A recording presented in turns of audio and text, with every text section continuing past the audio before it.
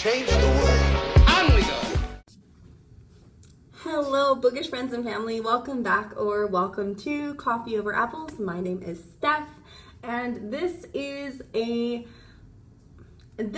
wrap up of all the books that I read in the month of August. I've got a lot of books to talk about, only two which are physical, so I think I will start there because I am still working on the other two books that were on my August TBR, and since I'm working on them, I haven't finished them in the month of August. I'm going to finish them in the beginning of September. I'm not going to talk about those two books there. So let's talk about the two books that I physically finished in September. The rest were on audio and ebook. We got a lot to talk about. Okay, let's do Artificial Condition first, which I'm going to talk about for a little bit because there is a live show discussion for this. This was the pick for the Interstellar Sci-Fi Book Club. Regular monthly plug for that. If you want to join us to read some sci-fi, there is a link for our Discord below where you can vote to choose what book we read the next month. But this was the pick for August, and it was book 2 in the Murderbot series, Artificial Condition by Martha Wells. I ended up rating this a 3, and I know that might be surprising to a lot of people because I know that this is, I think it might easily be a sci-fi booktube darling, and a lot of other people love it. I gave book 1 4 stars, and the reason that I'm giving this 3 stars is because I think that there are points where this book is particularly lacking. What I do enjoy about this is I enjoy Murderbot themselves, and I enjoy like the adventure that we're on. The plot is enough that I am interested in it, so I'm not going to spoil anything for anyone who hasn't read book 1. But we are entirely in the POV of Murderbot, who's on their way to kind of solve something, so it's almost a mystery. But the way that we learn about the worlds and the way that we get the world building is solely through Murderbot's perspective, and that's why I decided to dock some points with this. So even though there are other characters that we learn about and that are going through challenges that add to the narrative that help Murderbot uncover some of those mysteries, there's not enough room in there, I think, for social commentary to happen because of the POV that we get. So it is intentionally, purposefully skewed. And if you're okay with that, that's fine. But I think, I might just be spoiled because I wanted other POVs. I wanted something almost Becky Chambers-esque where we have other characters who challenge that main character in their thought processes, or we see that main character externally. And that just kind of isn't happening here. So if you want something where you're not sure what to believe along the way and you're kind of finding out as the main character finds out or as the main character comes to realizations, then you'll probably like this, maybe even more so than I did. But I think there were missed opportunities in here for our main character to become challenged in the way that they view things, right? In an ideal world, just because someone is exposed to something, that they might automatically be able to make the connections like, oh, that this thing is something that needs to be discussed further. But really that doesn't go anywhere without dialogue, without an exchange of ideas, without challenging, right? And that all depends on people's level of interest into things. And so because of Murderbot's set interests and because we only get that one POV, we're really not getting too many opportunities to push those boundaries just a little bit further and ask the deeper, like, why questions. And that's what I wanted more from this. A positive thing I will say is that it's very interesting that I think this is autistic coded. So, but again, there is an entire live stream that is going to happen for the Sci-Fi Book Club for this, so I don't want to get into too many details, and I don't want to accidentally spoil anything for anyone. But I do plan on picking up book 3 which we might read as like a side read along for our monthly reads in the sci-fi Discord. However, if book 3 doesn't do more for me, like if I don't rate it higher than book 2, I might DNF the series. I'm thinking about it, but I want to give it the benefit of the doubt and just give it one more. The plot has me at a hairline of interest, so we'll see where that goes. I also read Abaddon's Gate by James S.A. Corey. This is the 3rd book in the Expand series. I am planning on doing an entirely dedicated review to the first 3 books of this series because I just feel like I haven't really spoken about it that much on my channel as I would have liked to. I ultimately end up giving this a 4-star. I thought it was fun, right? I can see how this reads as an action show. We have characters who are working to figure out what's happening with these aliens that keep evolving throughout the series. They're becoming more and more complex in both their physical structure, what they are creating as this like infestation of our solar system and building their own habitat, and also the way that they are communicating with the main characters is getting much more complex.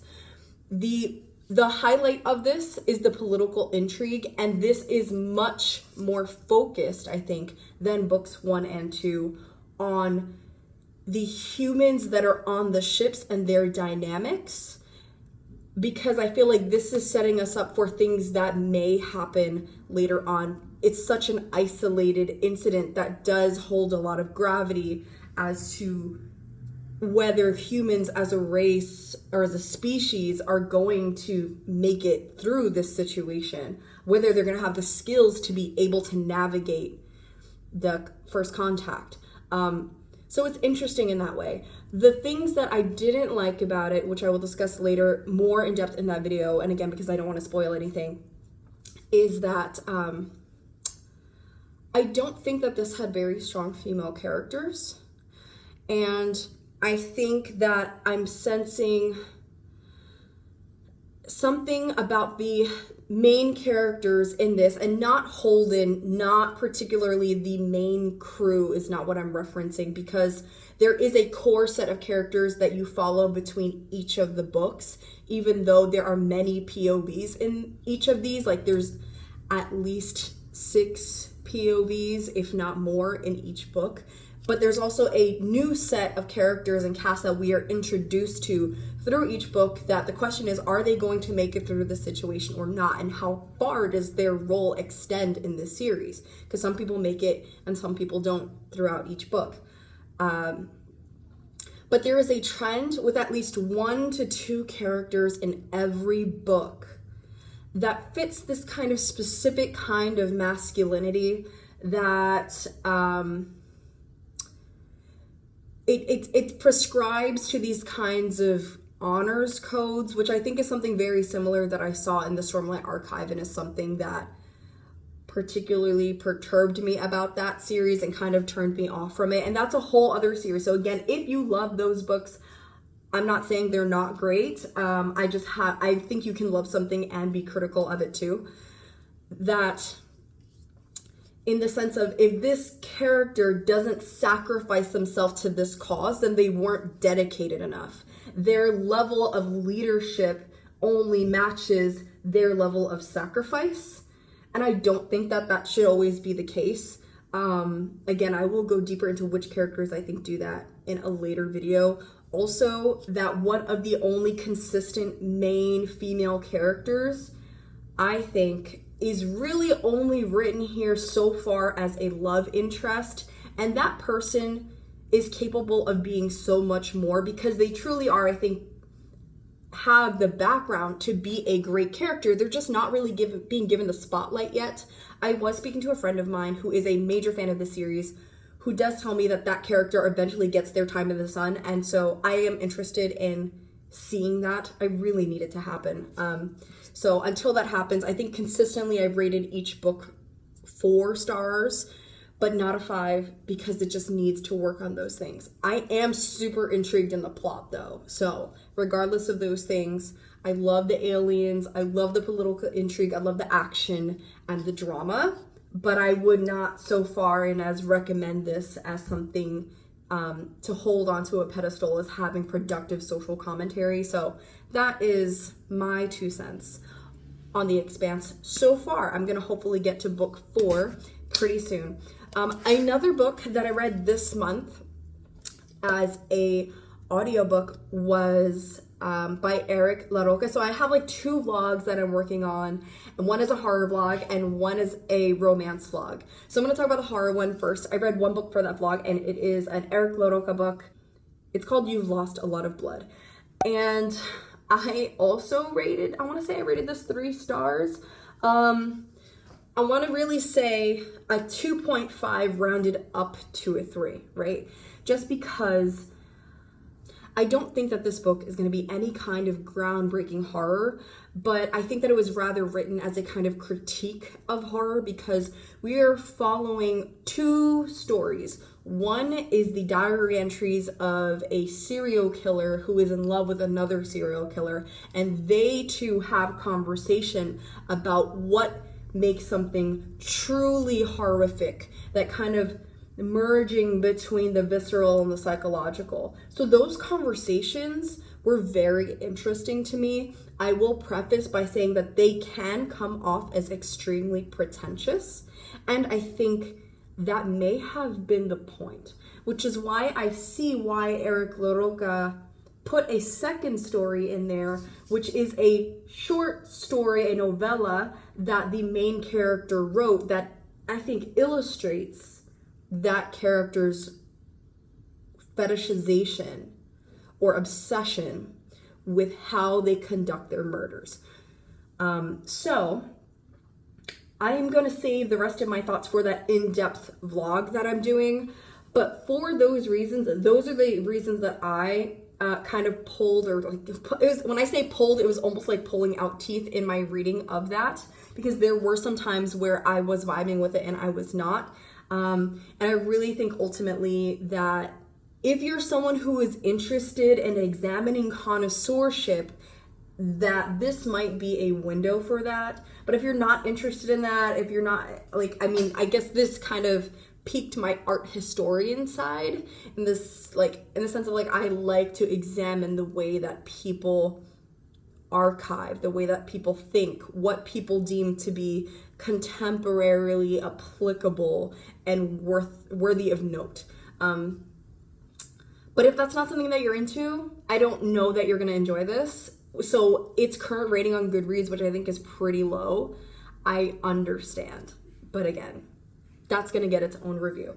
Another book that I read this month and absolutely adored, Born a Crime by Trevor Noah. I just picked this up because I needed an audiobook to read on my way to work, and this was splendid. This has to be one of the most intriguing memoirs that I've ever read. I've really been on this thing about listening to memoirs in the car as audiobooks. And it's not just that Trevor Noah narrated this himself. What I liked about it was that it didn't really touch on the Trevor Noah that Northern America and Europe is aware of once he hit stardom. It was much more about his story and his mother's story. So it really cuts off, like, once he leaves South Africa and begins his career as a comedian, it really cuts off there. But my God, I cried. It was absolutely hilarious. It was horrifying. The horrible things that he went through. Hey, editing stuff for the remainder of this video because sometimes things happen. Basically, phone call came in and the remainder of that last thought gets cut off, along with a bunch of other footage, and that's fine. It happens. I'm determined to get this video out. So, going back to talking about Trevor Noah's Born a Crime, I was completely enamored with this memoir. This was a hard one. You ever have something just hit you so hard that you need time before your next read, regardless of what the genre is, regardless of if it is fiction or, something that generally pulls you out of a slump? That didn't matter here because there was just so much to chew on. This book was incredibly hilarious, but also incredibly hard to read because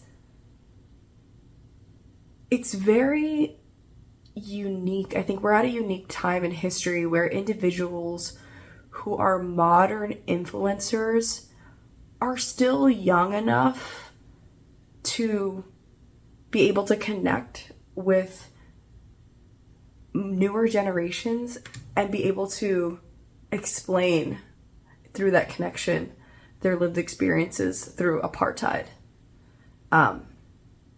which is in essence slavery. And I mean, slavery in North America wasn't that long ago, but to have someone who is of a generally younger age, and I say that now even though he's, what is he in, he's like late 30s now, maybe, if somewhere around that, if not a little bit older than I am, but to be able to speak about it in a way that makes you recognize that this is still happening, and that when you think that we've come a long way, we actually haven't.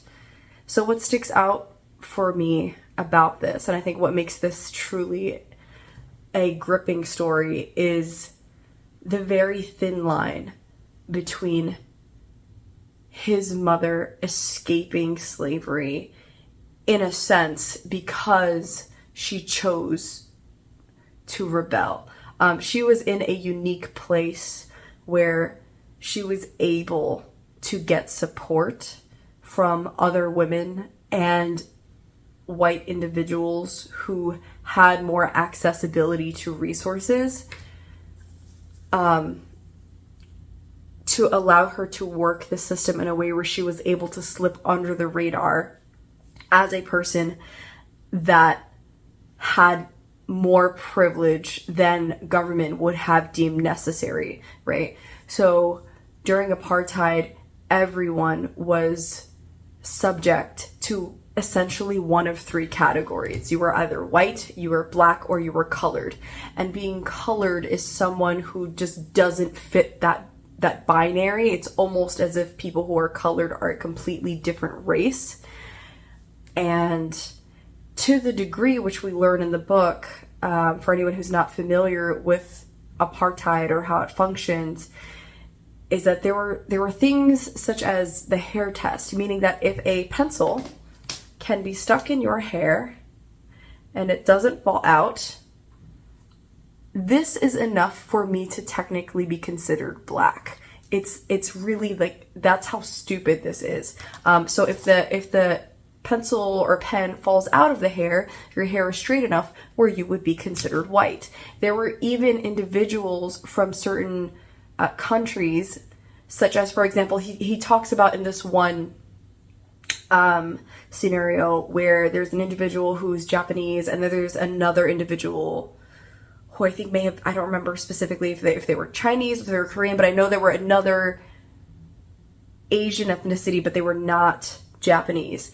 And that because everyone was being forced to fit into these binaries, and there were certain people who were deemed the lesser minority, that Japanese would be allowed to be considered white, but that there were other Asian individuals who would have to be classified as colored, and colored is just like other. Like, you're not white enough to be white, but you're not black enough to be a slave. So we're just going to call you colored. So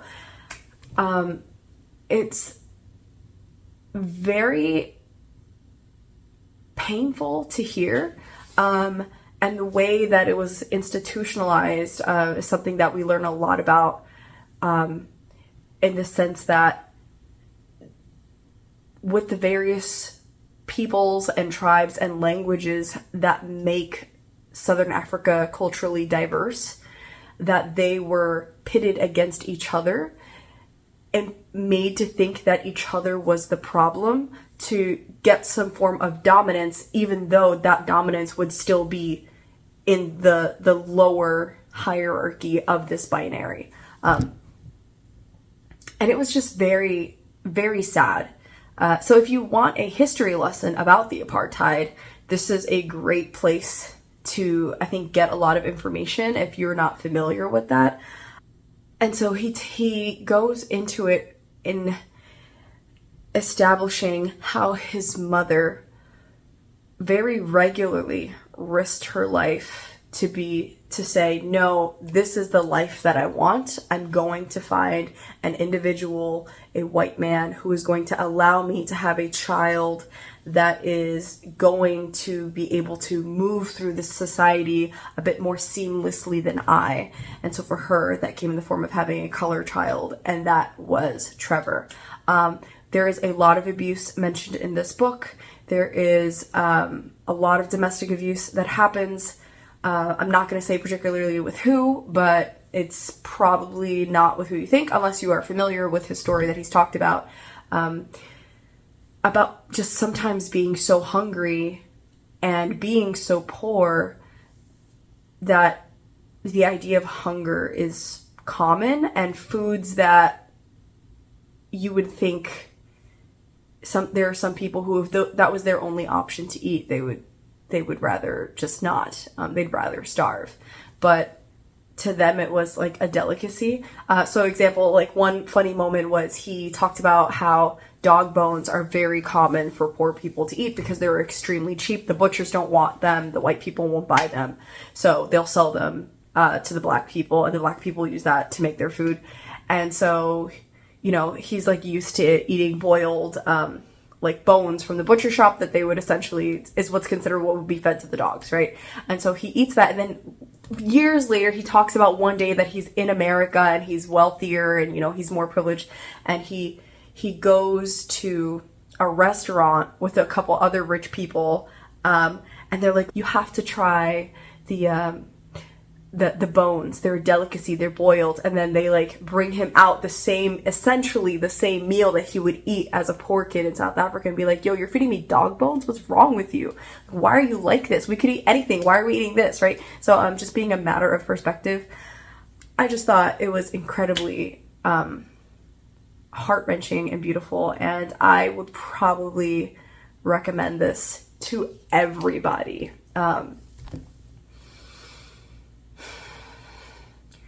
Anyone who doesn't think that these power structures exist, anyone who doesn't think, or isn't sure, or hasn't maybe been exposed to talking to people.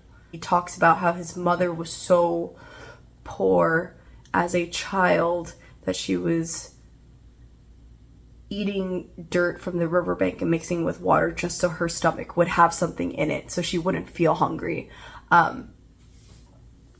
It's heart-wrenching. It really is. So I recommend this. I could definitely see this being in my top 10 books of the year, honestly. I see myself re-listening to this again in a heartbeat. And I feel like there's just so much to say about this, but maybe it needs its own dedicated video, and this is not that video. Moving on to two ebooks that I read for my erotic fiction vlog that I'm working on. So again, I'm not going to go into super detail here, but I am just going to tell you about the books that I read. One of them was Mating the Huntress by Talia Hibert. Talia Hibert can do no wrong at this point. I think this is only my second Talia Hibert book, but it hits. It hits just right. This was a straight romance. There is a werewolf, and there are huntresses, and there's a family of huntresses that are known for hunting monsters. This one particular member of the hunting family works at a cafe, and they were told by, I want to say like an oracle or something. An oracle told their family that this child's first kill would take her heart.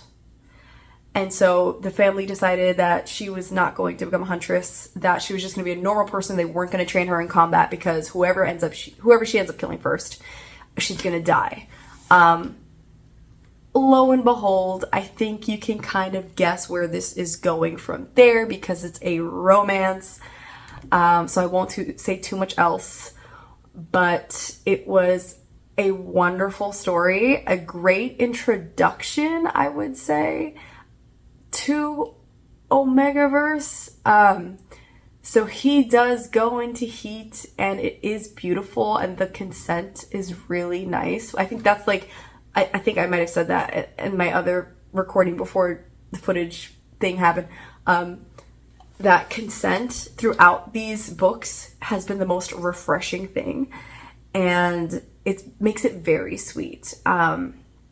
Especially with the whole like mating thing. That part I'm seeing as like a consistent connection between these erotic fictions that I've read, is that there has to be some sort of like transfer of blood biting fluids thing in order for the mating ceremony to have been completed. So that's been the thing. I'm not against it. I think it's a great facet of this genre.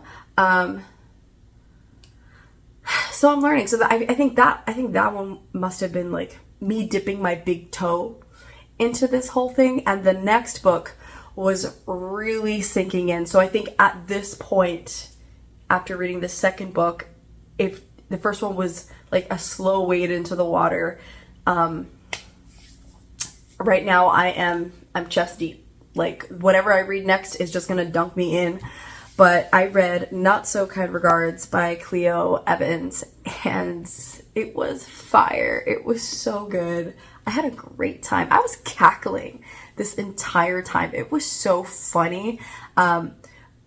Realistically, I think it's a 3.5, but I rounded it up to 4 because it was a fun time. The vibes were there. It was hilarious. It was a throuple. Again, consent. We are following a succubus and witches, and it was just fun. It was funny, and it's a romance. I mean, if you understand what the formulaic aspects of romance are, you kind of like figure out where those things go, but it's about the journey, really. So this one was a little bit more heavy on the erotic fiction, and things were explored that I didn't know were going to be things. So I'm going to be keeping an eye out for those things in the third book for that vlog. I don't yet know what that is because my wonderful friend Natalie is the one who is the romance book enthusiast and is delicately holding my hand through this process. So whatever she recommends me to read, I fully trust her that it's at least going to be fun and funny, and I'm just looking for connections. So again, when that vlog comes out, you will hear much more in deep thoughts about that. But anyway, that's all I got for this. I post videos whenever I feel like it. I'll see you later. Bye! On we go!